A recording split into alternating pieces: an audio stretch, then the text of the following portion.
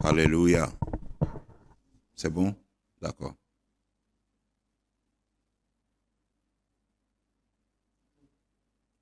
Très bien.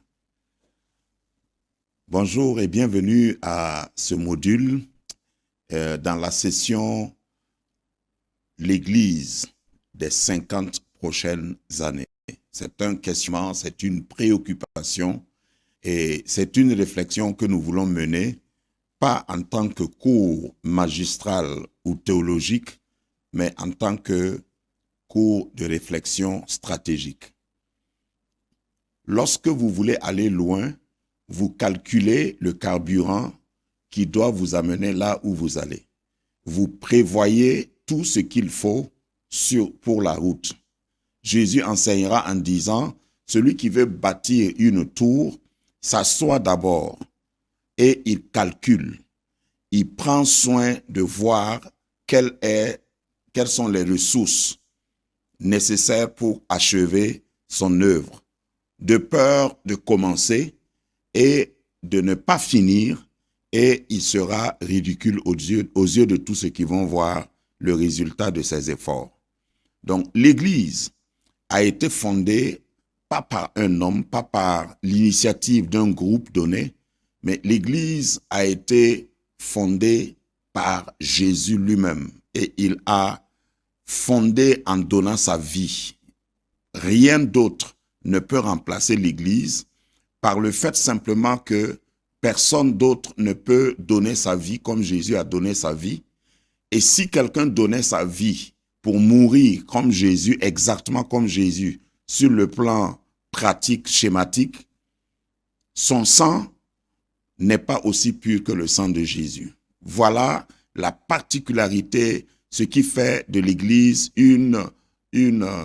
un corps exceptionnel, un organisme exceptionnel, parce que l'Église est tant une organisation, mais aussi un organisme.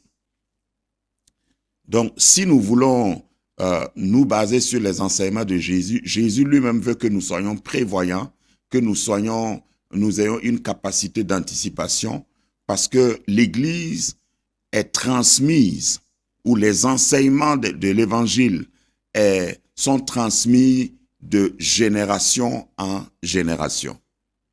Lorsque dans un pays donné, dans une contrée donnée, dans une église locale donnée, l'enseignement de l'église passe de génération en génération en se dégradant, ce n'est pas que l'évangile n'est pas puissant, ce n'est pas que la parole de Dieu n'est pas puissante ou capable, mais c'est parce que ceux qui ont reçu et transmis, peut-être ont failli à leur tâche. Donc, il faut réfléchir à l'avance, anticiper. Et dans une école biblique comme celle-là, où nous enseignons et nous formons des ouvriers, des serviteurs et servantes, pour pouvoir courir avec la flamme que les apôtres nous ont donnée après le départ de Jésus, il ne faut pas que la flamme soit éteinte, diminuée ou altérée. C'est ça la préoccupation, entre autres, de ce cours. Lorsque vous vous engagez pour servir le Seigneur, il faut savoir qu'il y a un protocole. Jésus, avant d'envoyer ses disciples, il est resté avec eux pendant 3 ans et demi. Il était avec eux, il a vécu avec eux. Aujourd'hui, si on veut traduire les horaires de classe, de cours, de formation en heures académiques, c'est-à-dire si c'était aujourd'hui et chaque disciple devait venir dire combien de temps il a fait, il faut multiplier 24 heures par 3 ans et demi pour savoir, parce que tout le temps, au temps de Jésus, c'est comme ça qu'on formait les disciples.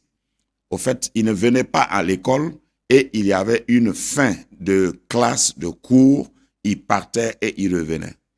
Les disciples de Jésus, remarquez-le, dormaient avec Jésus, ils vivaient avec Jésus, ils mangeaient avec Jésus, ils faisaient tout ensemble. Donc, c'était une formation complète. Donc, c'est une erreur de croire qu'on peut simplement être appelé et puis se lancer dans le ministère et exercée comme ça, juste par révélation. Hier, ou le module passé, je faisais remarquer que la révélation est importante, essentielle et même cardinale dans notre ministère ou dans la foi. La foi est révélée. Mais la révélation seule, la révélation sans boussole, la révélation sans base biblique est très, très dangereuse. C'est ce qui introduit certaines pratiques dans certains milieux qui ne sont pas scripturaires, qui ne sont pas basées sur la parole de Dieu. Donc, pour tout serviteur, la formation selon la parole de Dieu est primordiale, indispensable. Nous allons voir aujourd'hui dans cette session, toujours en considérant l'Église, l'écosystème évangélique en Afrique, certaines méthodes et certaines façons de transmettre qui nous sont imposées aujourd'hui, transmettre l'Évangile. Nous avons parlé plus haut de la transmission au niveau de la stratégie pour pouvoir avoir une Église comme il le faut dans les 50 prochaines années. Nous devons veiller aux outils de transmission et aux manières, aux méthodes de transmission. Il faut savoir que, je l'ai dit plus haut, je vais répéter pour introduire cette partie parce que nous essayons de clôturer ce cours, mais pas conclure. Nous voulons clôturer sans conclure. La réflexion doit continuer. Il faut savoir que la religion et la pauvreté en Afrique sont deux puissances qui marchent ensemble. La religion et la pauvreté. Je dis certaines choses juste pour susciter la réflexion des étudiants adultes que vous êtes. Lorsque vous arrivez dans une partie ou une contrée ou dans un pays très pauvre, vous allez voir que la religion aussi peut être puissante, c'est-à-dire les croyances. Ça peut être des croyances traditionnelles, ça peut être même la sorcellerie, ça peut être des choses qu'on a mis dans les traditions et les gens croient, ils croient à mourir. Donc, quand il y a la pauvreté quelque part, c'est un constat. Je ne suis pas en train de jeter un opprobre sur l'Afrique. Mais lorsque vous arrivez quelque part et vous voyez, pas en Afrique seulement, vous allez en Asie, dans des pays où vraiment il y a une grande pauvreté, une extrême pauvreté, vous allez voir que la religion, la religiosité, les croyances sont très puissantes et présentes. Alors, ça doit nous pousser à remarquer déjà ou à prendre conscience que si vous voulez que les hommes soient libres, comme l'Évangile veut les libérer, il ne faut pas les laisser dans l'esclavage de la pauvreté. Parce que la pauvreté a ceci comme capacité de nous empêcher de penser et de réfléchir correctement. Donc, c'est très dangereux de laisser les choses à l'état et de laisser les gens tels quels, même lorsqu'ils sont sauvés. Donc, nous devons prendre en compte cette dimension dans la transmission de l'Évangile pour que d'ici 50 ans, il n'y ait pas d'altération, comme j'aime dire, dans l'Évangile. Parce que c'est notre responsabilité de transmettre l'Évangile. C'était la responsabilité des apôtres de transmettre les enseignements de Jésus à la première génération de l'Église. Remarquez que le Nouveau Testament n'a pas été écrit au temps de Jésus. Et l'Église, la date de naissance de l'Église, c'est le jour de la Pentecôte au fait. Donc, à partir de la Pentecôte, Jésus a donné des consignes, restez à Jérusalem jusqu'à ce que vous receviez la puissance. Et quand vous allez recevoir la puissance, vous serez maintenant mes témoins. Et c'est après la Pentecôte que tous les évangiles ont été écrits. Par exemple, imaginez qu'il y ait eu une altération, qu'il n'y ait pas eu une précaution. Quand vous lisez Luc, Luc a commencé, comme il était médecin, il était scientifique. Luc, chapitre 1, verset 1, parle de comment il a, avec exactitude, cherché les informations et maintenant il a écrit. Donc, c'est un exemple pour parler de comment l'évangile nous a été transmis. Il ne faut pas oublier cela. Et aujourd'hui, nous avons le devoir, dans chaque génération, tous ceux qui s'appellent leaders, tous ceux qui s'appellent responsables d'église, ont le devoir de prendre soin de transmettre exactement, transmettre avec exactitude. Donc, j'ai dit quelque chose que je vais redire. Lorsque vous avez un évangile hors de propos, la prédication sera impertinente. Un évangile hors de propos, c'est un évangile qui ne tient pas compte de la véracité de la transmission, c'est-à-dire qui ne part pas de la base et qui invente d'autres modes et d'autres instructions pour greffer à l'évangile, parce que souvent c'est le cas, des traditions qu'on incruste dans l'évangile, des croyances ésotériques qu'on incruste ou traditionnelles qu'on incruste dans le message de l'évangile et on le transmet. Ça peut altérer considérablement le message même de l'évangile. Et lorsque un tel message est prêché, donc un évangile hors propos, il va y avoir des prédications impertinentes. Ça va être un évangile impertinent que nous allons annoncer au monde. Un évangile qui ne répond pas. Et hier, j'ai fait remarquer que la parole de Dieu nous dit dans Hébreux que nous n'avons pas un souverain sacrificateur qui ne puisse compatir à nos souffrances. Jésus a pris chair, c'est ce qu'on appelle en théologie l'incarnation, pour pouvoir comprendre, non seulement s'identifier à l'homme, mais pour pouvoir comprendre l'homme.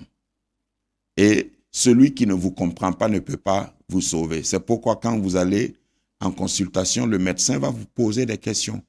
Il va avoir une cartographie de votre vie, de votre... il y a des termes techniques. On commence d'abord par parler de votre famille. Vous êtes malade, mais on vous pose des questions sur votre papa, votre maman. C'est à propos. Donc, l'évangile doit être transmis avec fidélité. C'est tout mon propos. Et il faut savoir que pour que nous puissions affecter le monde, il faut que l'évangile soit réel.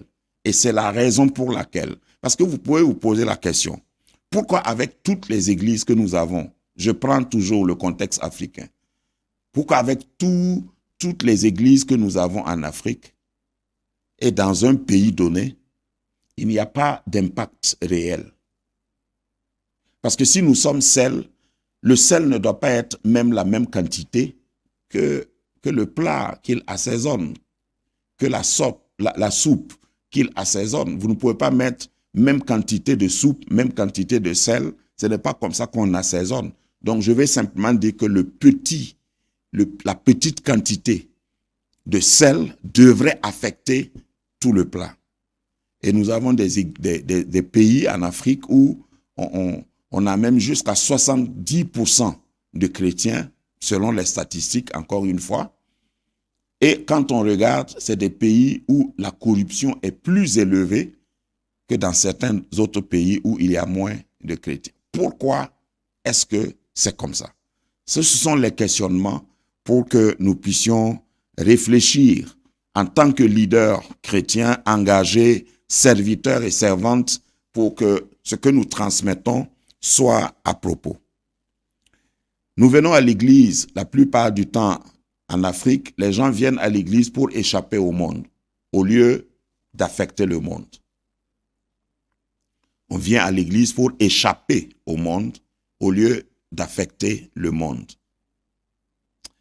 Le terme monde est vu comme dans le sens de la métaphore que la Bible emploie, tout ce qui est système du monde. Quand vous voyez le mot monde dans la parole de Dieu, dans les évangiles et dans les épîtres, ça ne parle pas forcément du cosmos. Selon les contextes, ce terme parle du système de pensée, du système de gouvernement en relation avec le mal. le monde est créé par Dieu. Et selon Jean 3,16, Dieu a tant aimé le monde. Il n'a pas seulement aimé, mais il a tellement aimé le monde. Donc Dieu aime le monde. Il ne faut pas devenir chrétien pour fuir le monde, mais pour affecter le monde. Voilà l'objet et le but de l'existence de l'Église. Et un penseur a dit, si tu ne fais pas partie de la solution, automatiquement, tu feras partie du problème. Si l'Église n'affecte pas comme il se doit, ça veut dire que l'Église va contribuer même à, j'allais dire, institutionnaliser certaines pratiques qui sont condamnées par la Bible. C'est-à-dire que les gens vont se dédouaner en venant à l'Église pour pouvoir pratiquer le péché avec patente, c'est-à-dire il est chrétien mais il fait ça.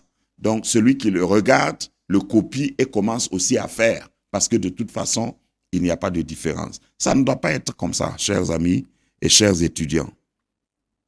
Donc nous faisons partie de la solution, parce que Jésus est la solution à ce monde.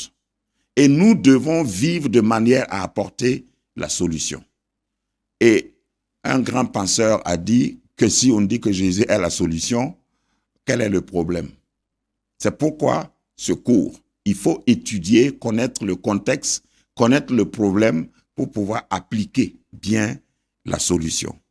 Donc, il y a des égards, enfin, des écarts, je veux dire, des écarts dans la pratique dû au fait que certains mouvements religieux ou chrétiens, certaines églises, certaines dénominations sont nées à partir de frustrations. Il ne faut pas qu'on se voile la face. Le questionnement que nous avons dans ce cours, c'est pour que nous puissions ne pas tomber, nous fassions toute notre génération, vous qui êtes en train de suivre ce cours, pour ne pas tomber dans ces écarts et dans ces erreurs que nous avons entre-temps cataloguées, ce que nous constatons dans la vie de l'Église. On ne peut pas fonder un mouvement chrétien, une dénomination, à partir d'une frustration. Il faut qu'il y ait un fondement beaucoup plus solide qu'une frustration pour commencer une œuvre dite chrétienne. Un missiologue a dit que 80% de ceux qui sont, et je dis ça, bon, malgré moi, 80% de ceux qui sont derrière le pupitre, c'est-à-dire de ceux qui prêchent, ne devraient pas être derrière le pupitre. Ça, c'est un missiologue que j'ai lu quelque part. Je vais rechercher son nom dans les notes pour que vous puissiez... Voilà, 80%. C'est-à-dire qu'il y a des gens qui montent sur le pupitre, qui s'appellent enseignants. Je ne parle pas ici de l'évangélisation, hein, parce que tout le monde doit pouvoir évangéliser. Ça, c'est normal. Mais il faut évangéliser en prêchant le vrai évangile, pas un évangile dilué. Parce que l'évangile passe dans toutes les cultures et dans toutes les générations. Le vrai. Lorsque votre prédication ne peut pas tenir de façon transversale à travers les âges, les cultures et dans le monde entier, ce n'est pas le vrai évangile. Et si vous réfléchissez bien, vous savez qu'il y a des messages qu'on prêche en Afrique. Si vous changez de continent, vous ne pouvez pas prêcher ces messages là-bas. En tout cas, vous allez prêcher, mais il n'y aura pas d'effet. C'est pourquoi je dis que les deux grandes puissances sur la terre, c'est la pauvreté et la religion. Parce que c'est les deux puissances qui affectent tout. Ça affecte les mentalités, ça affecte la politique, ça affecte tout ce que vous pouvez concevoir sur le plan de la gouvernance et tout le reste. Quand vous avez affaire à des pauvres, si vous voulez battre campagne, ben, c'est à partir de leur pauvreté que vous battez campagne. Même les ONG, même je dis ça comme ça, même les organisations qui viennent pour aider, si ils ont affaire à des pauvres, quelquefois, ça va modifier leur démarche. Et d'ailleurs, j'aime dire, et c'est C'est la même chose que dit le docteur Messan Otabil du Ghana. Il y a des gens qui ne pourront pas survivre s'il n'y avait pas de pauvres. Il y a des organisations qui vont disparaître si la pauvreté disparaissait. Donc, il ne faut pas être un exploitant de misère en tant que prédicateur. Ce que je veux dire, il ne faut pas passer le temps à rappeler aux gens leur condamnation, leur pauvreté, leur misère, et que l'évangile tourne autour de ça. Parce que Jésus a besoin aussi, j'ai fait un numéro là-dessus, enfin une communication là-dessus, Jésus a besoin aussi des gens qui sont bien portants, qui n'ont pas de problème de loyer, qui n'ont pas de problème d'argent. Il a besoin aussi de ces personnes-là. Donc, l'évangile n'est pas seulement pour les pauvres. Non. Il y a une manière de prêcher qui consiste à d'abord dépeindre la pauvreté, comment le monde est méchant, est mauvais, et pour échapper au monde, bientôt Jésus va nous prendre, donc convertis-toi. Ça, c'est pas le vrai évangile. Nous sommes sauvés pour être équipés par l'enseignement de la parole de Dieu afin d'affecter le monde, pas pour fuir, pas pour échapper, mais pour affecter le monde. Nous avons des leaders d'église aujourd'hui qui n'ont aucune formation.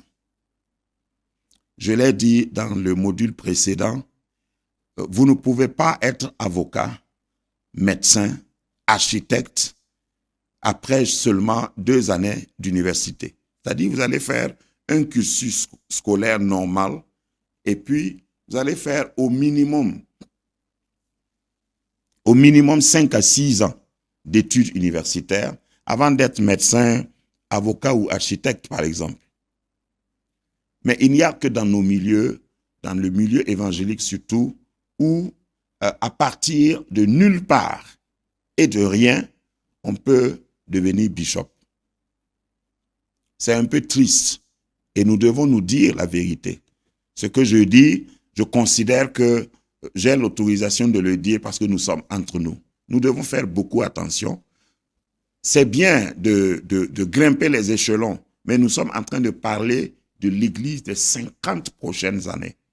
Lorsque vous avez un leader, un grand leader de leaders, parce que bishop, c'est un peu ce que ça veut dire. Un bishop, selon l'orthodoxie de l'histoire anglicaine, c'est quelqu'un qui coiffe au moins 100 pasteurs. Voilà, ça n'a rien à voir avec ce qui est de pratique aujourd'hui. Le bishop, c'est celui qui coiffe au moins 100 pasteurs.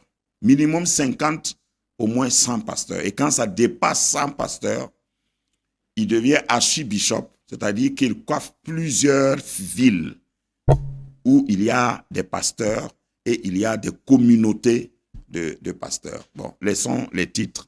Mais ce que je voulais souligner est qu'on peut facilement, dans nos milieux, le milieu évangélique surtout, devenir bishop sans aucune formation.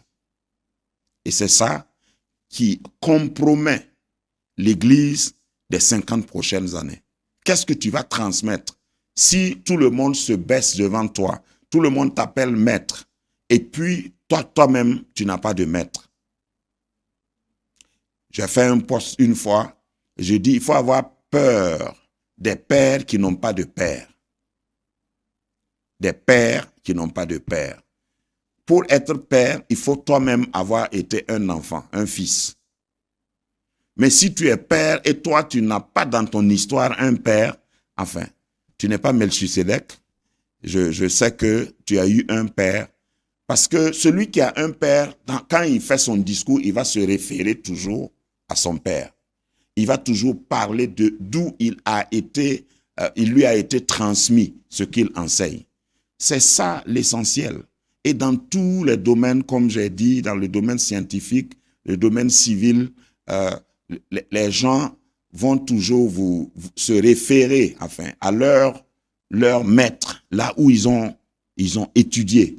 Quand vous voulez un vrai poste, même dans le monde du travail, on demande votre CV. Si on demandait le CV de certains leaders dans nos milieux évangéliques pour demander d'où tu détiens qui t'a autorisé, comment le pouvoir t'a été transmis en quelque sorte, ça va se résumer à j'ai prié, j'ai fait une prière privée, sans témoin, et puis Dieu m'a révélé que je dois être leader. Ça, c'est très bien, c'est formidable. Je crois à cela. Mais nous devons aussi, puisque il y a des écrits, si il n'y avait pas la Bible, si Dieu n'avait pas, et puis la Bible, c'était pas la volonté des hommes, hein, et l'apôtre Paul le dit si bien dans les Épîtres, c'est pour, et dans Hébreu aussi, c'est par la volonté et par l'inspiration de Dieu que des hommes ont écrit. C'est Dieu qui a dit à Moïse d'écrire, parce que l'auteur par excellence et par référence dans la Bible, c'est Moïse. C'est Moïse qui a écrit le Décalogue, les 5 premiers livres, comment la terre a été fondée, créée par Dieu. Donc, c'est Dieu qui lui a dit d'écrire. Si notre vie chrétienne n'était pas régie par des écrits, on pouvait s'excuser et puis dire qu'on va aller simplement par révélation, enfin par inspiration. Mais nous avons des écrits. Pourquoi nous avons des écrits? Donc, c'est pour que nous puissions nous référer à ces écrits-là. La Bible reste la constitution immuable de la pratique, le manuel de procédure du ministère. Nous ne pouvons pas faire autrement. Que le Seigneur nous aide donc à ne pas nous écarter de ces réalités et de ces principes. Je voudrais aborder un point concernant les méthodes que nous devons utiliser. J'ai introduit ça hier, enfin le module précédent. Il y a des méthodes aujourd'hui qui nous sont imposées que nous devons utiliser forcément dans la transmission de l'évangile. Si vous avez une vérité qui n'est connue que par vous, cette vérité, ne vaut pas mieux qu'un mensonge. En fait, je voulais dire que le mensonge vaut mieux que cette vérité. Une vérité qui n'est pas connue, une vérité qui n'est pas publiée. Parce que ce que vous avez comme vérité, vous connaissez. Jésus a dit, vous connaîtrez la vérité et la vérité vous affranchira. Lorsque vous connaissez la vérité et que la vérité vous affranchit, il faut que vous publiez cette vérité pour que quelqu'un d'autre la connaisse afin d'être affranchi. C'est comme ça qu'on doit maintenir la chaîne de transmission. La vérité que vous connaissez, qui vous a libéré, parce que la vérité que moi je connais ne vous affranchit pas. Vous connaîtrez la vérité, c'est-à-dire personnellement, et la vérité que vous connaissez là va vous affranchir.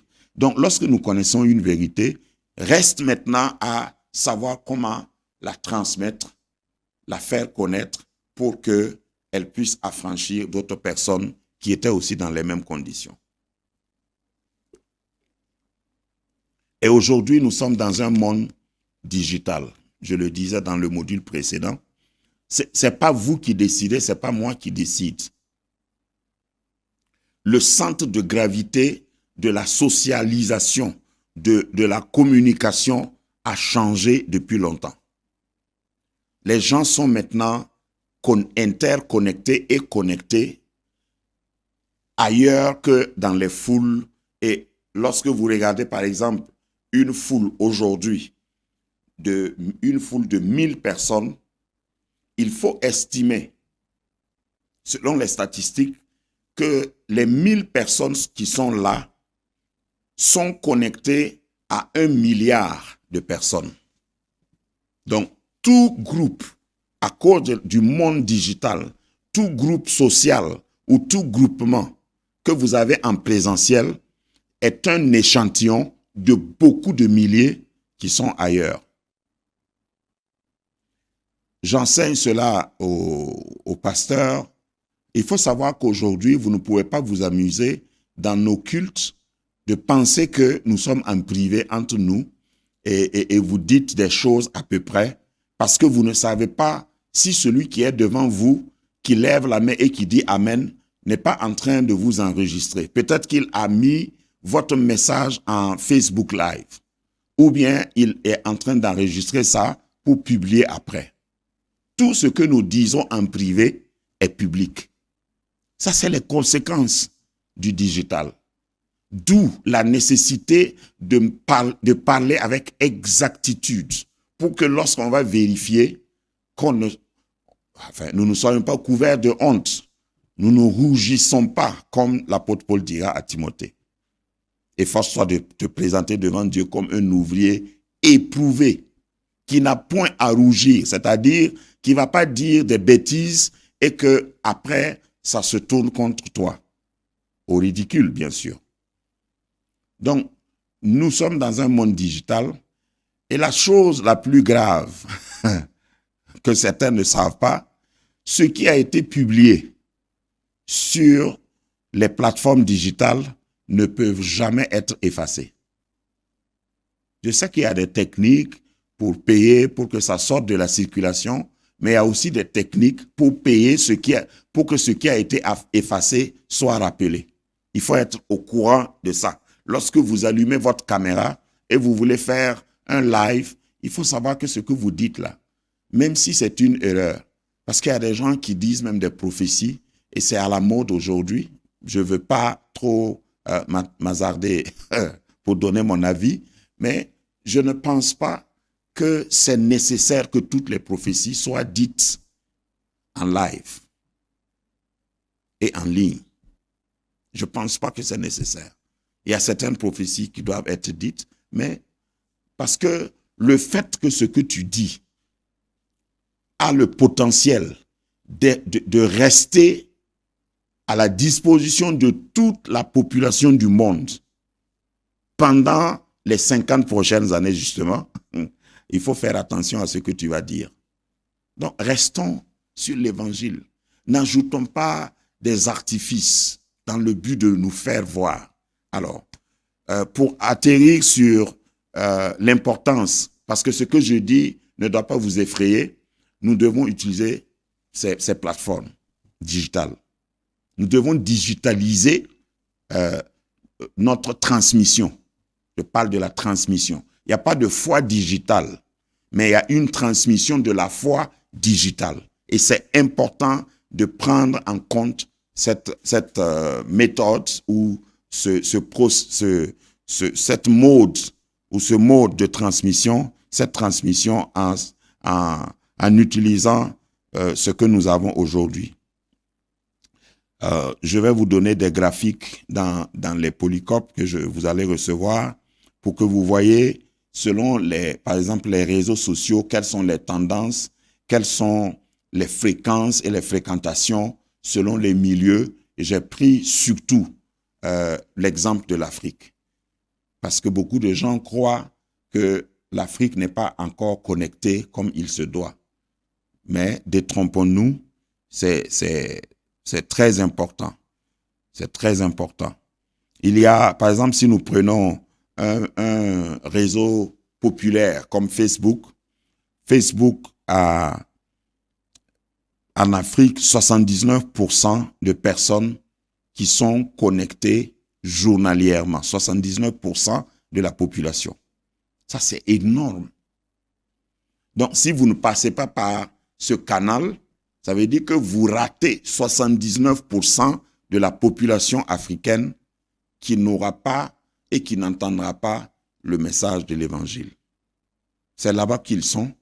Comme Jésus est allé dans un lieu désert pour rencontrer 5000 hommes. Quand on dit un lieu désert, ça veut dire un lieu qui n'est pas habité. Il n'est pas allé dans le désert. Enfin, j'aime expliquer souvent, parce que quand les gens lisent et puis on dit un lieu désert, non. Ça veut dire un lieu où il n'y avait pas de maison, parce qu'il fallait, comme quand nous cherchons un endroit pour faire un plein air, voilà. On cherche un endroit, ça peut être un stade, parce que nous voulons que beaucoup de gens viennent. Jésus a pu réunir 5000 personnes, 5000 hommes, sans compter femmes et enfants. Donc, statistiquement et selon les calculs de l'époque, il y avait au moins 16 000 personnes que Jésus a réunies en une occasion. Donc, il fallait un lieu où il n'y avait pas d'arbres, il n'y avait pas de maisons, et c'était un lieu, comme on dit, un lieu désert. Mais ça ne veut pas dire que c'est dans le désert, avec le soleil chaud. Non, ça voulait, aujourd'hui, on allait dire un plein air. Voilà. Un lieu où, parce que quand ils allaient distribuer le pain, je ne sais pas pourquoi j'insiste, quand ils allaient distribuer du pain, le pain, on a fait asseoir les gens sur les herbes, sur le gazon. Un lieu désert n'a pas d'herbe. OK, je ferme la parenthèse. Donc, c'est là où les gens sont que nous devons aller. C'est là où se trouve la plus grande concentration de population que nous devons aller prêcher l'évangile. Donc, ne fuyons pas ces plateformes-là. Ne devenons pas esclaves de ces plateformes, mais utilisons-les avec beaucoup de discernement afin de parler et de toucher le plus grand nombre. Aujourd'hui, sur TikTok, les tendances que je donne datent du début de l'année 2024, même voire 2023. Donc, aujourd'hui, c'est beaucoup plus que ça. TikTok, en Afrique, il y a au moins 73%. Pour Facebook, c'est 79% l'année passée. Et TikTok, c'est 73% de personnes journalièrement qui y vont, qui fréquentent, qui utilisent de façon active. Donc, ce sont des lieux de rassemblement. Et moi, je crois humblement que si Jésus était là aujourd'hui, je sais qu'il allait utiliser ces plateformes-là pour prêcher l'évangile. Hein, et j'ose peut-être dire, hein, et ça n'engage que moi, que peut-être il allait avoir aussi des comptes.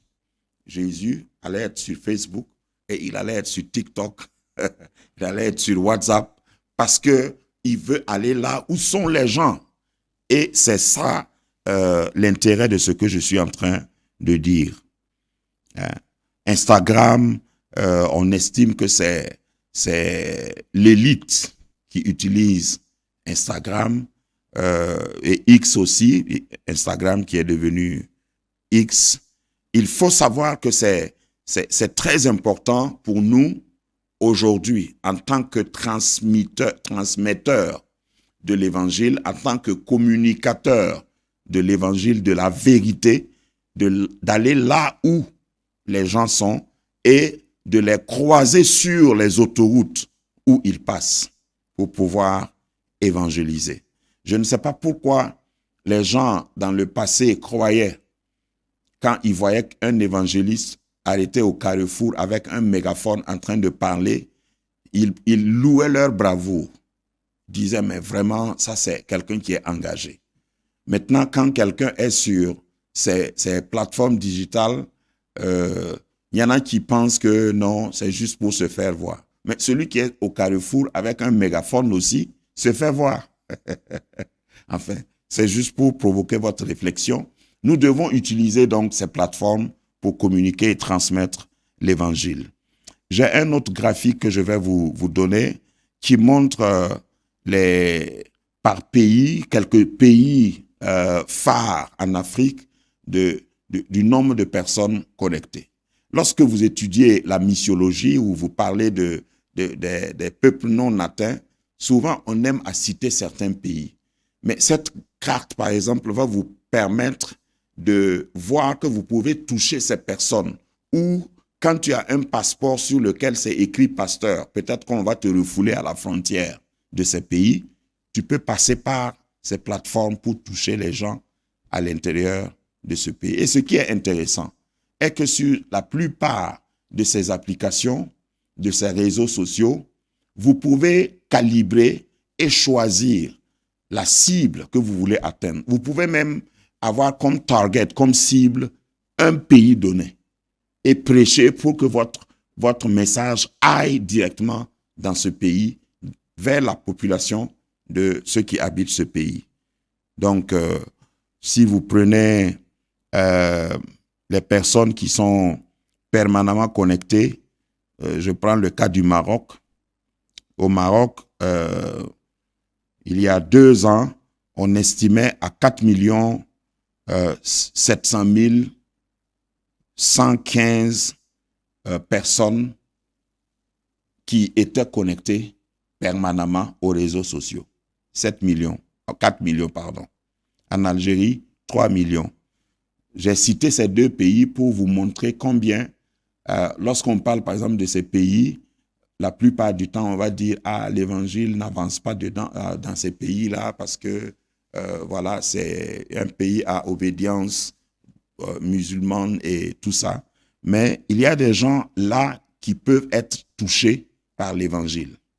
Sans, quand je dis d'utiliser avec discernement, ce n'est pas pour aller attaquer les autres, parce que il y a peut-être un masterclass que nous allons faire pour parler de comment, quel langage, la codification et l'algorithme qui est approprié dans l'usage des réseaux sociaux. Parce que lorsque nous ignorons tout ça, nous pouvons être actifs et inefficaces. Ce qui correspond à l'activisme. Ce que nous voulons, c'est être des missionnaires, être des transmetteurs de l'évangile concret et pas des activistes qui provoquent des soulèvements. Que le Seigneur nous aide. J'ai plusieurs graphiques à la fin du manuel que vous allez recevoir qui montrent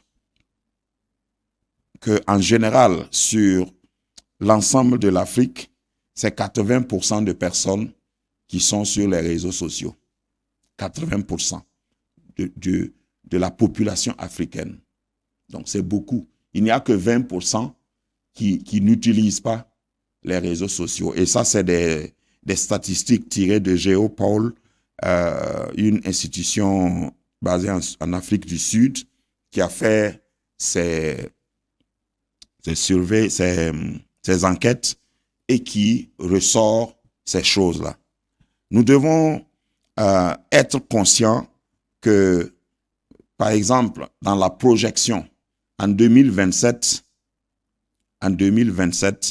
il y aura plus de la moitié de la richesse du monde transitera par les plateformes digitales. Je ne sais pas ce que ça représente pour vous, mais imaginez seulement. 40% des richesses dans le monde vont transiter d'une manière ou d'une autre. Ça va être par vente, ça va être par transaction bancaire, ça va être... Et on ne va plus utiliser ce qu'on connaissait avant. Donc, il faut que nous fassions attention à ces changements parce que Myles Munroe aimait dire, le docteur Myles Munroe le regrettait, que j'ai d'ailleurs eu dans un masterclass quand j'étudiais, il a dit qu'il n'y a rien de plus permanent que le changement. Le changement ne dépend pas de toi. Il n'y a rien dans le monde de plus permanent que le changement. Le changement est permanent. Le changement va te changer. Si tu n'aimes pas être changé, le changement te changera. Donc, ça ne dépend pas de nous. Ça ne dépend pas de toi, ça ne dépend pas de moi. Nous devons être au courant de ces choses. C'est pourquoi nous prenons le courage de parler de l'Église des 50 prochaines années. Si nous ne voulons pas prendre le temps de voir ces choses, nous allons transmettre un évangile à moitié. Alors, il faut savoir que ce cours que nous donnons est un ensemble d'études que nous voulons faire et si Dieu le permet, je publierai quelque chose là-dessus, mais il n'y a pas de livre d'abord. Ce sont des réflexions et je continue d'enrichir et de poursuivre. Donc, lorsque vous parlez de l'Église des 50 prochaines années, en abordant, je suis à la clôture maintenant, en abordant les avantages, les menaces, les stratégies potentielles, il faut tenir en compte que bien que cela ne soit pas directement lié aux mathématiques, quand nous parlons des églises des 50 prochaines années, moi je peux dire qu'il faut offrir une structure d'analyse qui pourrait nous permettre d'organiser notre réflexion. Ça, c'est pour poursuivre. Ce que nous avons dit n'est pas des calculs mathématiques avec exactitude, mais offrons-nous un cadre de réflexion pour pouvoir être assez adéquat, efficace, parce que je peux parler des avantages, par exemple. Les avantages que l'Église peut avoir dans les 50 prochaines années, c'est premièrement sur le plan social. Sur le plan social, la société aura toujours besoin de l'Église. Et l'Église a un rôle social indéniable. Dans tous les pays, l'Église peut occuper une place dans l'accompagnement social, l'accompagnement du bien-être. Ça, c'est un avantage. Dans les 50 prochaines années, les prévisions ou les prospections montrent que ça ne va pas changer. Deuxième avantage, c'est sur le plan des valeurs morales et éthiques. Le monde, même si le monde combat l'Église, le monde unanimement et généralement admet que l'Église est garante des valeurs sociales. Donc ça, c'est un avantage. Ça ne va pas changer les 50 années qui viennent. Donc, nous devons utiliser ces pédales, ces outils ou ces domaines pour pouvoir faire un impact. J'ai un troisième avantage que j'ai recensé. L'Église des 50 prochaines années aura toujours cet avantage, troisième niveau, l'évolution des pratiques, c'est-à-dire l'Église va certifier. Parce que inconsciemment, la société regarde quand même l'Église pour voir si l'Église va approuver quelque chose.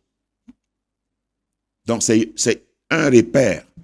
L'Église restera un repère par rapport aux pratiques. Donc, il faut que l'Église soit mise au courant de ce qui se passe pour ne pas tacitement valider. Et si tu comprends ce que je vais dire, aujourd'hui, il y a plein de choses. Ceux qui ont regardé, par exemple, l'ouverture des Jeux olympiques, il y a des choses qui se sont passées, des scènes qui ont eu lieu et des voix se sont levées. Moi-même, j'ai fait un numéro, un live sur cela pour condamner. Donc, l'Église ne doit pas rester silencieuse sur certains changements qu'on veut nous imposer. L'Église doit avoir une voix. Et ça ne va pas changer les 50 prochaines années. Et tout ce que je dis, ça veut dire qu'il faut être quand même à l'avant-garde. Il faut être attentif.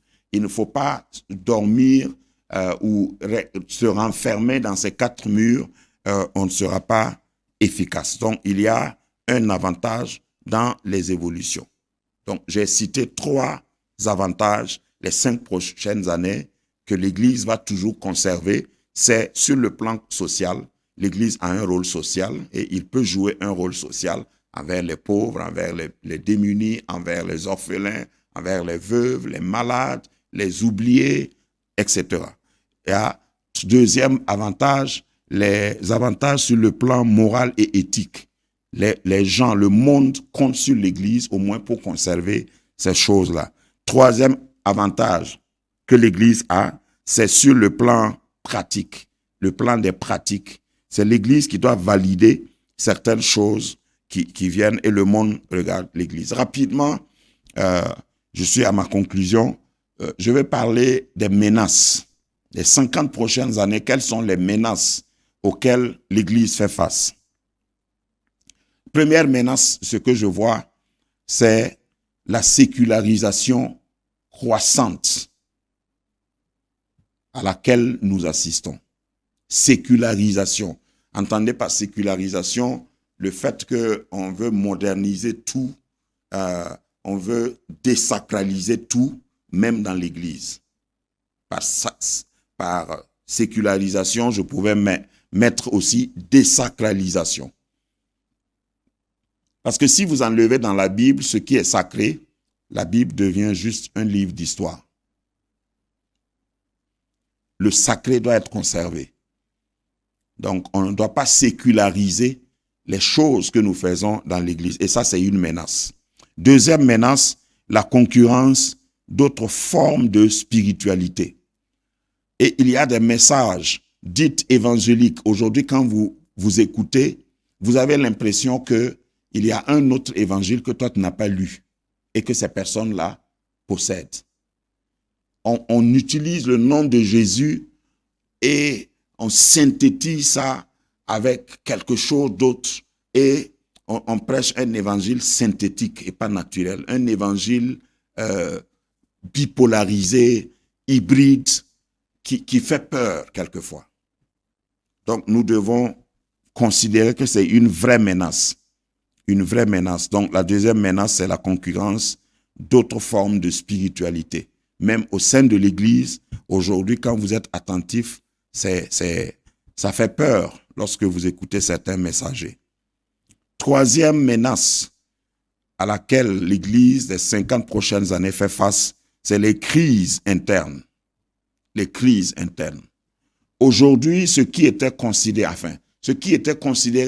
avant nous, chez nos parents, au temps de nos parents, comme un scandale, aujourd'hui, dans l'Église, c'est admis, c'est toléré et c'est pardonné. On croit que, voilà. Donc, c'est une crise interne. Le fait de s'éloigner de la sacralité, le fait de s'éloigner de la sainteté et de s'accoutumer au scandale, ça c'est une menace. Ça c'est ce que j'ai appelé les crises internes. C'est une vraie menace. Donc dans les stratégies, permettez-moi de terminer par là, dans les stratégies, il faut un engagement communautaire accru, puisque j'ai parlé davantage, plus haut. Donc il faut que communautairement, socialement, nous nous engageons. L'Église s'engage de manière accrue. L'Église ne doit pas dormir, être absente de la réalité sociale de notre monde. Deuxième stratégie, il faut utiliser les nouvelles technologies. Les nouvelles technologies. Nouvelles parce que ce mot est utilisé dans le passé. Il faut utiliser les technologies actuelles. Voilà. Ne soyez pas un pasteur analogique. Il faut évoluer vers le digital parce que le monde est digitalisé aujourd'hui. Bon, que ceux qui comprennent. Ensuite, troisièmement, nous devons avoir et développer un dialogue interreligieux, c'est-à-dire travailler à ne pas avoir un évangile sectaire, un évangile prêché, un évangile qui diminue les autres, qui insulte les autres, mais travailler à ce qu'il y ait un dialogue. Le terme approprié, je l'ai emprunté, c'est un terme qui est devenu même presque politique. Il faut qu'il y ait un dialogue interreligieux. N'insultons pas, ne stigmatisons pas les autres religions, mais prêchons la vérité sans insulter pour que celui qui est dans l'erreur vienne vers nous. Parce que vous ne pouvez pas gagner quelqu'un en l'insultant. Vous ne pouvez pas changer quelqu'un en le condamnant. Donc, ça, c'est ce que je veux suggérer comme stratégie. Donc, j'ai fait 3 avantages, 3 menaces et 3 propositions de stratégie pour conclure. Donc, en somme, l'avenir de l'Église dépendra de sa capacité à s'adapter aux changements sociaux et à rester un lieu d'accueil et de soutien par la prédication de l'Évangile vrai et sans compromis. Que le Seigneur nous aide à nous mettre en orbite, à nous orienter vers ces choses-là parce qu'elles seront avantageuses pour nous et pour le roi de gloire que nous servons. Amen. Soyez bénis. C'est la fin de cette session et ce fut un plaisir pour moi de partager ces moments avec vous. La réflexion devrait continuer avec chacun de vous sur l'Église des 50 prochaines années. Au fait, je parlais de votre Église parce que si vous êtes là, c'est parce que c'est vous, sur vous, que Dieu compte pour que l'Église, que la transmission de l'Évangile soit propre et passe de génération en génération. Soyez bénis. Shalom.